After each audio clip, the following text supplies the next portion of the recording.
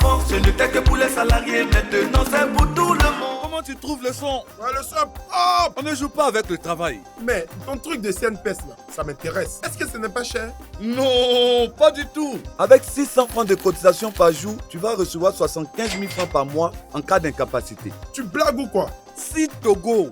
Alors là, je veux m'enrouler comme ça. Travailleurs indépendants, vous aussi, vous pouvez cotiser sans frais via Orange Money, MTN Momo ou Wave.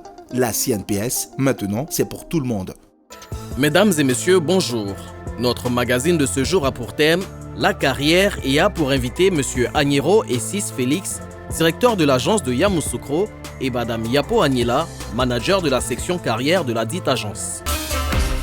Bonjour à tous, je suis Sis Félix Agnero, responsable de l'agence CNPS de Yamoussoukro. Je suis très heureux de vous accueillir ce matin à l'effet de nous permettre de parler un peu de nos activités et dire ce que nous faisons ici à l'agence de prévoyance sociale de Yamoussoukro. Alors, l'agence de Yamoussoukro couvre une zone de compétences relativement étendue, puisque nous avons à charge le district autonome de Yamoussoukro. Nous avons également la région du Bélier et pour terminer, nous avons également la région d'Unzi. Sur cette zone de couverture, nous avons à charge environ 1400 entreprises pour grosso modo 16 000 salariés. Et en tant qu'agence de prévoyance sociale, notre rôle, comme toutes les agences de prévoyance sociale, c'est de payer les prestations aux bénéficiaires et corrélativement d'assurer le recouvrement. Et entre ces deux polarités d'activité, il y a ce qu'on appelle la carrière qui sert de lien entre ces deux pôles d'activité et qui nous permet de suivre à la trace, on va dire, l'évolution qu'il y a dans la vie des entreprises et des salariés et qui nous permet à la fin de pouvoir payer le bon droit aux bons bénéficiaires. Et donc aujourd'hui, nous allons vous parler de long en large de la carrière. Qu'est-ce que c'est? Pourquoi est-ce que c'est important que les entreprises puissent nous permettre de suivre régulièrement et de façon très précise la carrière de leurs salariés et comprendre l'importance de cette carrière dans la vie du salarié. De façon basique, la carrière peut être définie comme l'ensemble du parcours professionnel déroulé par un salarié chez un ou plusieurs employeurs, que ce soit successivement ou simultanément, pourvu que cette activité ou ces activités aient été soumises à cotisation. Dans toutes les agences de la CNPS, il y a une section carrière pour les unes et un service carrière pour les autres. Et le rôle de cette entité est de faire en sorte que la base de données de la CNPS soit alimentée en employeur et en salarié. Vous savez, dans le système de sécurité sociale tel que nous le gérons, l'entrée dans le système se fait par l'affiliation et l'immatriculation des entreprises et subséquemment des travailleurs. Et à la fin du parcours professionnel, il faut bien liquider les droits du salarié. Et donc, le service carrière ou la section carrière interviennent également à ce niveau-là pour qu'on puisse avoir de façon précise le nombre d'années travaillées et surtout les salaires qui ont été versés aux salariés durant tout son parcours professionnel, à l'effet qu'on puisse payer le bon droit donc aux bons bénéficiaires. Et donc, comme vous pouvez le constater, la carrière, le service carrière se trouve en amont et en aval du parcours professionnel du salarié, d'où son importance en tant que service au sein de la CNPS. Nous avons tenu à avoir de plus amples informations sur la carrière et pour cela, nous avons rencontré Mme Yapo Agnela, la manager de la section carrière. Mme Yapo Agnela, manager de la section carrière à l'agence CNPS de Yamoussoukro, a bien voulu répondre à nos questions. Quelles sont les activités liées à la carrière? Au niveau de la carrière, nous avons plusieurs activités, mais on pourrait citer entre autres l'immatriculation employeur-salarié qui consiste à attribuer un numéro identifiant à une entité personne morale et personne physique qui va nous permettre de pouvoir identifier ces différentes personnes-là dans notre base de données. Nous avons aussi la récupération et le traitement des DISA qui vont nous permettre de pouvoir alimenter la carrière des différents travailleurs que nous gérons. Et pour le dernier volet, le volet le plus important, la validation des dossiers de retraite. Comment est alimentée la carrière d'un travailleur? La carrière est alimentée principalement pour la DISA quand le salarié est encore en activité.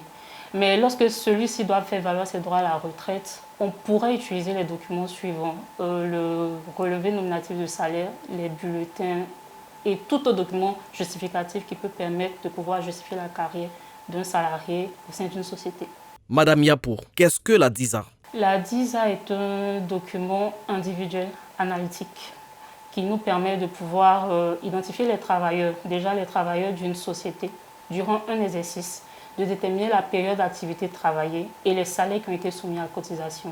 C'est un document important qui doit être déposé une fois par an à l'année N+1, au plus tard le 31 mars.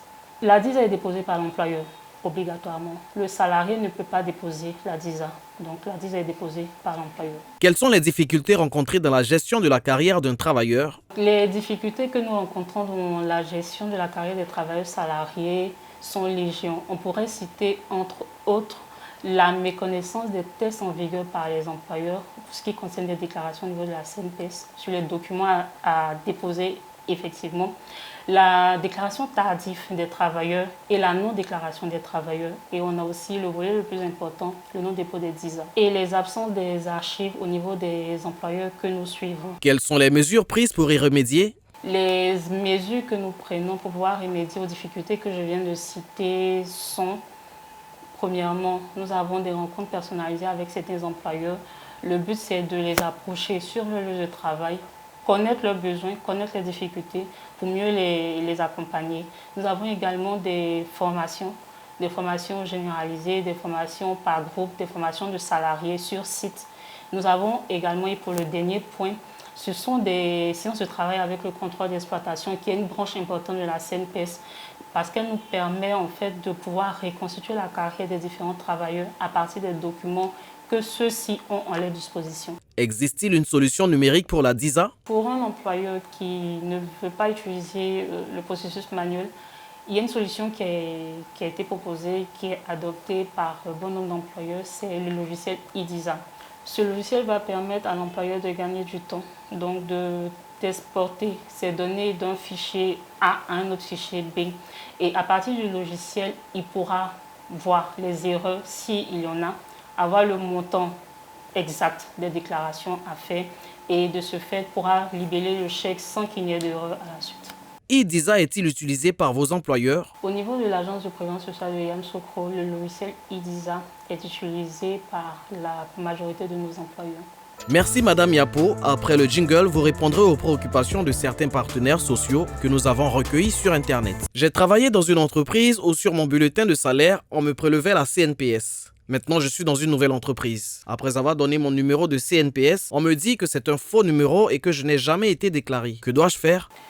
Si vous avez eu à travailler dans une entreprise et vous êtes parti de cette entreprise et dans la nouvelle société dans laquelle vous vous retrouvez, vous donnez le numéro CNPS qui vous a été attribué et vous avez l'information suivant laquelle le numéro CNPS est incorrect ou il n'existe pas du tout, vous avez la possibilité de vous rendre dans une agence de la CNPS, de préférence l'agence de rattachement à l'entreprise dans laquelle vous étiez. Vous faites un courrier. Dans ce courrier, vous mentionnez votre date d'embauche, la situation réelle quand vous étiez dans cette entreprise. Vous joignez à ce courrier différentes pièces. Ça pourrait être une attestation de travail, un certificat de travail, des bulletins, peu importe les bulletins que vous avez en porte-possession du moment où, sur ces bulletins, on a la preuve que vous avez été prélevé au titre de la CNPS. Normalement, comme vous allez déposer tous ces différents documents, on a une commission interne à travers la section contrôle d'exploitation qui prendra le relais auprès de votre employeur pour pouvoir régulariser votre situation. Aucune situation n'est perdue. Faites déjà l'effort de connaître votre situation au niveau de la CNPS. Rendez-vous dans une agence, vérifiez votre numéro CNPS. Et si, dans le cas où votre numéro CNPS est erroné ou n'existe pas, ou votre carrière, la carrière qui est déterminée dans notre base de données, n'est pas la réalité de ce que vous avez effectué comme période d'activité, vous faites la procédure que je viens de décrire, à savoir le courrier, les différentes pièces justificatives et vous déposez dans l'agence concernés pour que le contrôle d'exploitation puisse prendre le relais pour pouvoir régulariser votre carrière. Quels sont les documents qu'il faut avoir quand j'arrête mon activité professionnelle? Si vous devez arrêter votre activité professionnelle dans une entreprise, on pourrait citer 2 cas. Si vous êtes encore dans l'entreprise, que vous arrêtez en fin d'année, vous avez la possibilité déjà de pouvoir avoir vos différents bulletins. L'exhaustivité de vos bulletins serait l'idéal. D'avoir votre certificat de travail avant de sortir, avant de cesser votre activité professionnelle chez votre employeur et de prendre un relevé nominatif de salaire au niveau des agents de la CNPS, de n'importe quelle agence, vous trouverez ce document à donner à votre employeur qui puisse le remplir, que vous pourrez garder. Dans le cas où vous avez travaillé dans une entreprise, vous êtes parti, si cette entreprise est encore en activité, vous avez la possibilité de repartir vers elle, avoir votre certificat de travail, avoir des duplicata de bulletins, s'il y en a, et avoir un relevé nominatif de salaire que vous allez devoir joindre à votre dossier pour prétendre vos droits à la retraite. Y a-t-il les moyens aujourd'hui qui me permettent de savoir le montant de ma pension de retraite? Aujourd'hui, il existe un moyen de pouvoir connaître le montant de sa retraite et vous pourrez connaître ce montant à partir de notre plateforme qu'on appelle eCNPS. Pour avoir accès à la plateforme eCNPS, vous aurez besoin de votre matricule CNPS salarié, d'une adresse mail. Vous devrez vous connecter sur un réseau internet, entrer les différentes informations que je viens de citer, en l'occurrence l'adresse mail, votre matricule CNPS. Vous aurez dans votre mail un lien qui vous permettra de pouvoir vous connecter. Lorsque vous êtes connecté, vous avez différents onglets. Au travers de ces onglets-là, vous aurez la possibilité de simuler votre pension de retraite, de connaître votre situation au niveau de la CNPS, au niveau des déclarations chez les employeurs chez lesquels vous avez été. Et en plus, vous pourrez faire votre demande d'attestation d'immatriculation pour les personnes qui voyagent ou pour un document administratif. Un mot de conclusion, Madame Yapo. À nos différents téléspectateurs, le premier conseil que je voudrais donner, c'est de faire en sorte de pouvoir toujours connaître leur situation dans notre base de données. C'est-à-dire de se rendre dans une agence, n'importe quelle agence, avec votre pièce d'identité pour pouvoir vérifier si oui ou non vous êtes immatriculé dans une entreprise. Si vous disposez de documents, que ce soit des photocopies, un document qui pourrait justifier votre carrière, si vous êtes encore en activité, vous pouvez les faire scanner, les garder dans votre boîte mail. Demain, ces documents pourront servir à pouvoir calculer votre pension de retraite.